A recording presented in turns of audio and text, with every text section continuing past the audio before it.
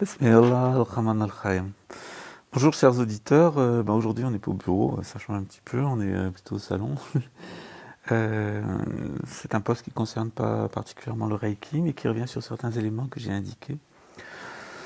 Il faut savoir que lorsque l'on parle de décadence de la civilisation occidentale ou de déchéance de la civilisation occidentale et de transformation de son initiation spirituelle en forme de satanisme, on se réfère principalement à deux types d'ouvrages et deux types de concepts en fait. Le premier type de concept et d'ouvrage, il est lié au nomadisme. Lorsque l'être humain est dans sa condition naturelle, il est un nomade qui suit l'oscillation magnétique de la Terre.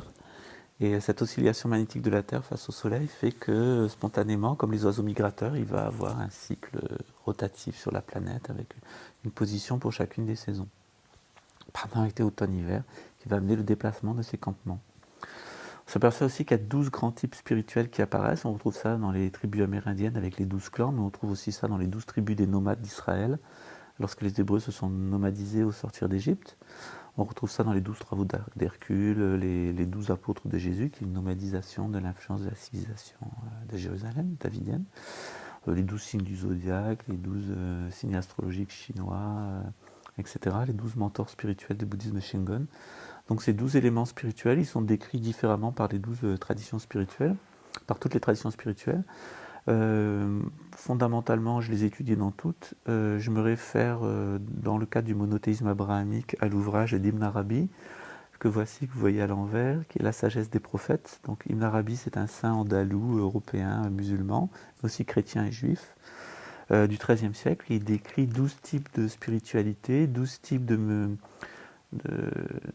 personnages qui vont mener de Adam jusqu'au prophète Mohammed, la paix sur lui, avec 12 grands types de spiritualité qu'on peut mettre en rapport donc avec les 12 signes astrologiques, les 12 clans du nomadisme, etc.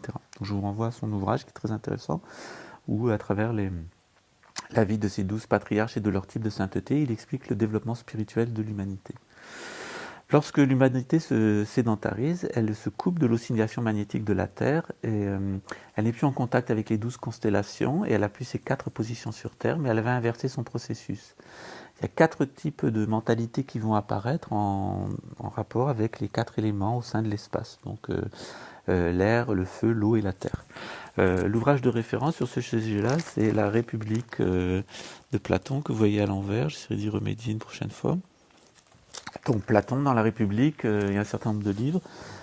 Il décrit de façon tout à fait pertinente, et il est le seul à le faire de cette façon-là, le fonctionnement d'une civilisation. Donc il explique qu'il doit avoir un empereur, un roi philosophe, qui est le médiateur entre le ciel et la terre, le garant de l'équilibre des institutions. Donc il décrit 4 grandes castes, qui sont ceux qui prient et qui combattent, ceux qui fabriquent et ceux qui produisent. Donc ceux qui prient, qui étudient et qui observent et qui écoutent, c'est ce qu'on peut appeler les oratores en latin ou les brahmanes en Inde. Il y a ceux qui combattent et administrent la société, la civilisation, qui sont les bellatores en Occident et les kshatriyas en Inde. Il y a ceux qui fabriquent, qui sont les faberes en Occident et les vaishyas en Inde. Et puis il y a ceux qui produisent des aliments et le personnel servile, qui aime bien être au service des autres, qui sont les shudras en Inde et les laboratores, ceux qui exécutent un labeur en Occident. Donc ces 4 castes, elles ne doivent pas dominer, elles doivent être maintenues en équilibre les unes avec les autres. Et tant que cela se passe, l'être humain reste en contact avec le ciel et la terre, et la société continue à fonctionner de façon harmonieuse avec une répartition juste des richesses et des connaissances.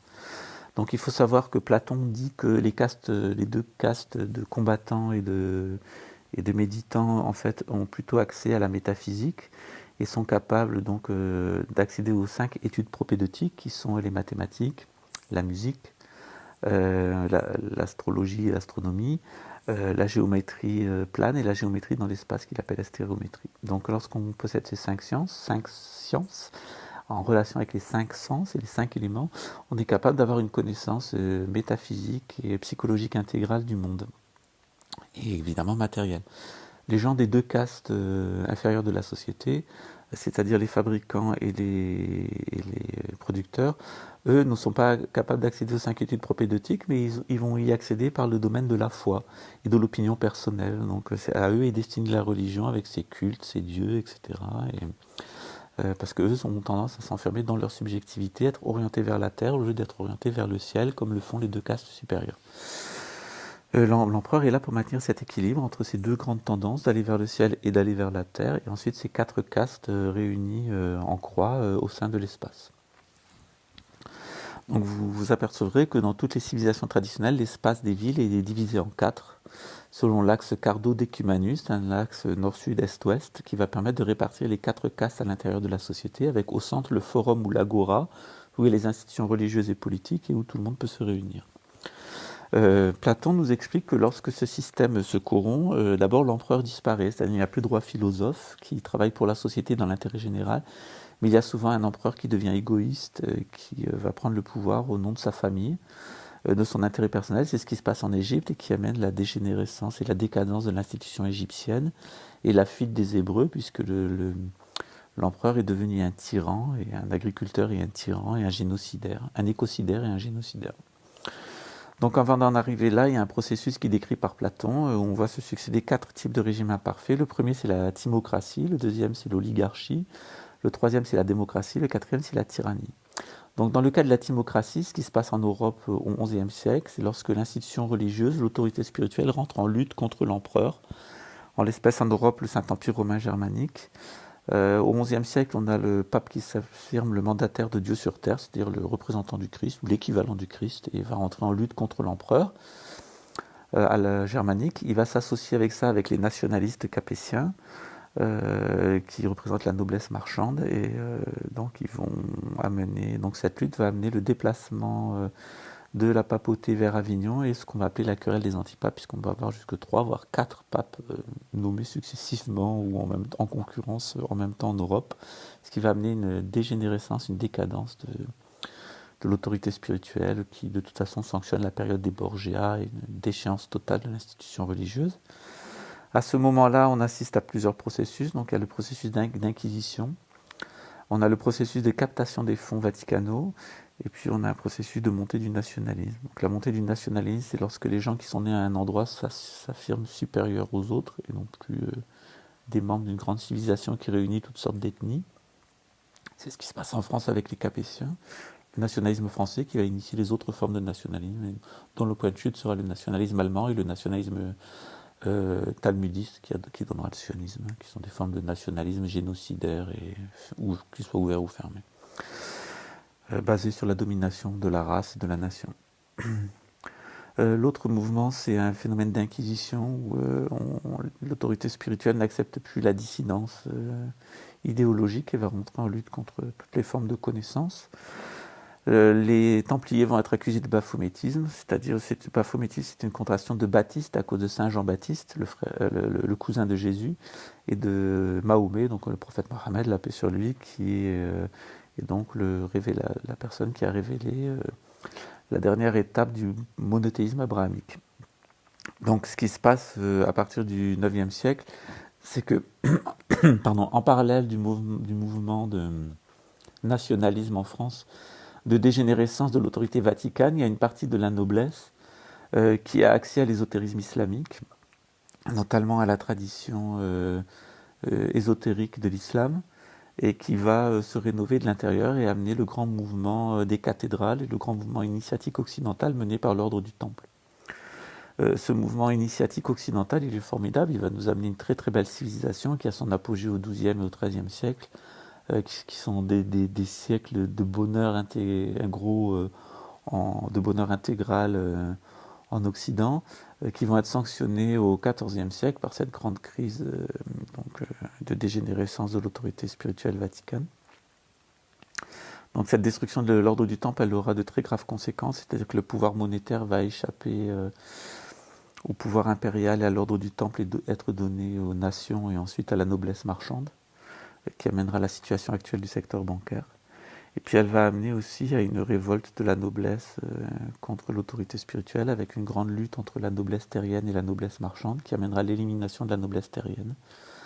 son extermination dans le génocide de 1791 en France et la prise de pouvoir de l'aristocratie marchande, qui sera très bref, puisque une fois que l'aristocratie marchande aura pris le pouvoir, la noblesse marchande aura pris le pouvoir, elle va se faire évincer par les marchands et par les fabricants, ce qui donnera le mouvement démocratique avec ses 3 grandes phases. Donc, la première phase du mouvement démocratique liée à la dégénérescence de l'initiation occidentale, c'est la démocratie soviétique, qui est vraiment l'archétype de la démocratie, où la noblesse et le clergé ont été éliminés, et où on a une dictature du peuple, c'est-à-dire des travailleurs et des paysans, de façon tout à fait démocratique, où ils vont décider de ce qu'est la science.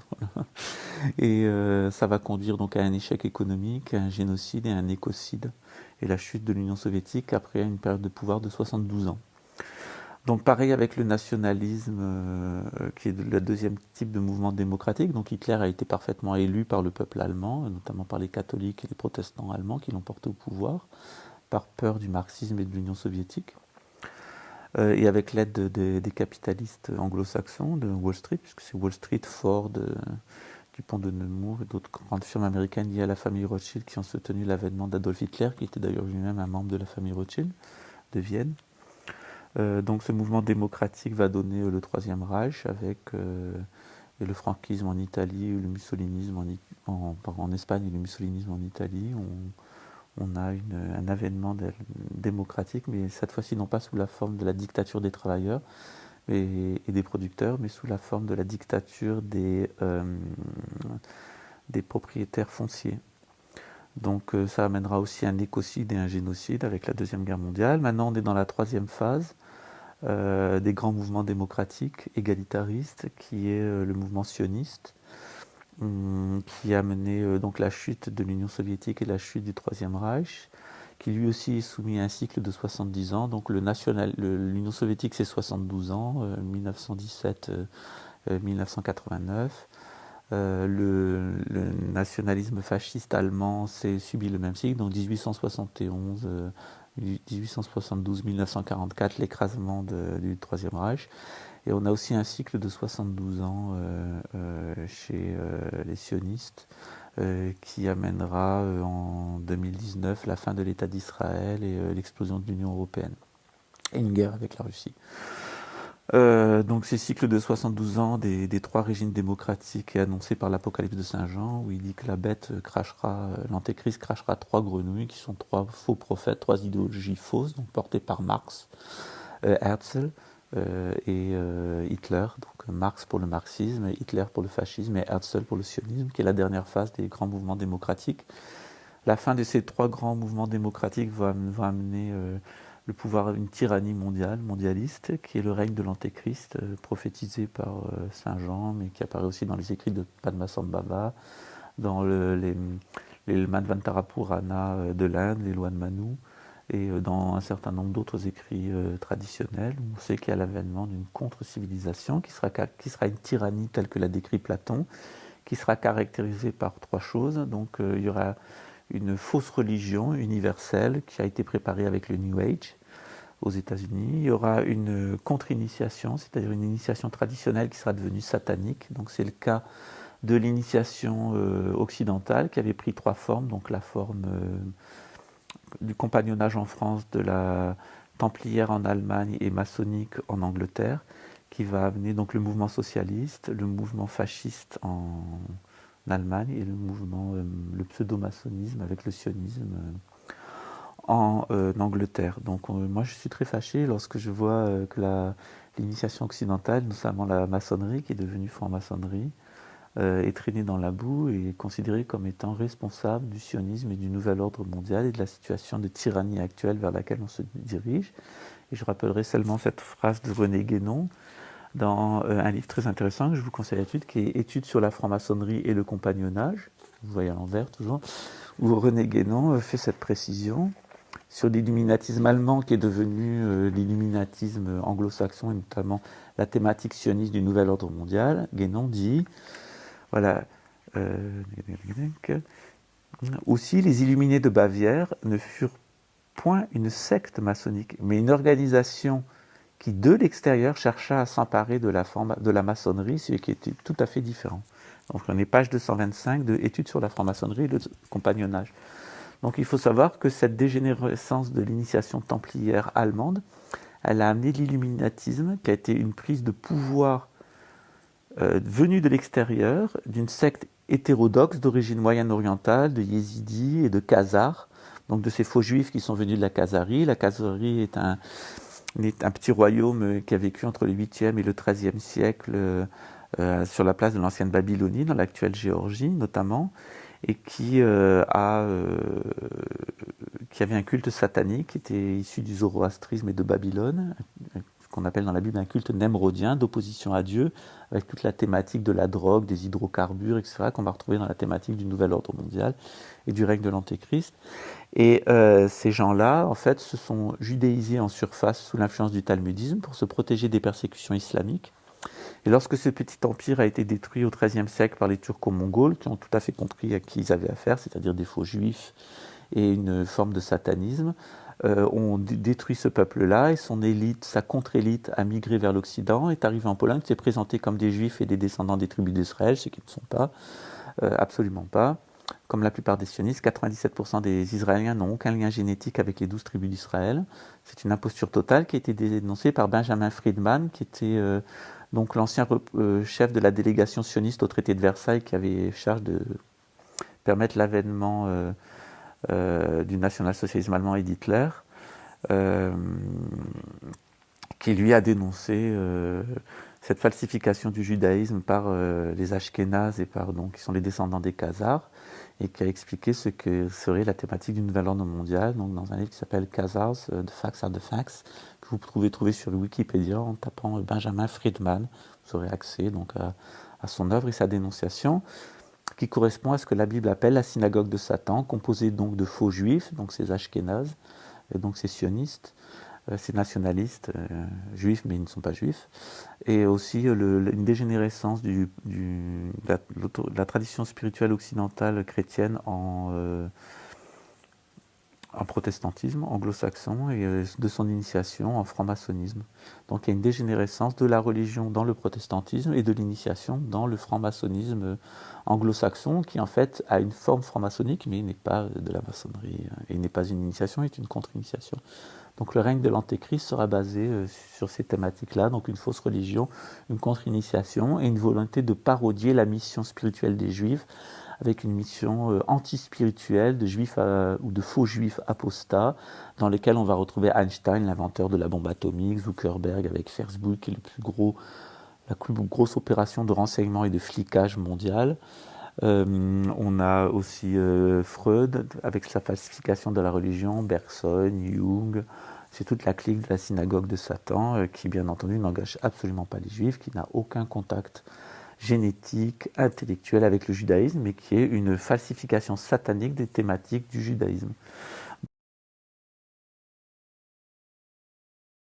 Je tenais à faire ce petit post et vous donner un aperçu un petit peu plus sympathique de ma façon de vivre qui est modeste, de ma façon de vivre qui est simple et de ma façon d'être qui est humaine et chaleureuse, et ce qui apparaît moi dans mes écrits. On a l'impression que je suis un vieux bougon de 70 ans, d'extrême droite et facho et intransigeant, ce que je suis absolument pas. Donc on peut être comme je suis et ce que je suis et adhérer aux doctrines traditionnelles et en mesurer toute la portée et tout l'amour qui nous est donné par nos prédécesseurs, nos maîtres spirituels et les patriarches de nos grandes religions institutionnelles. Je vous remercie et j'espère qu'on se reverra encore pour quelques posts, et surtout j'espère qu'il vous éclaire sur la situation présente et les moments difficiles que nous allons traverser dans les années à venir. À très bientôt.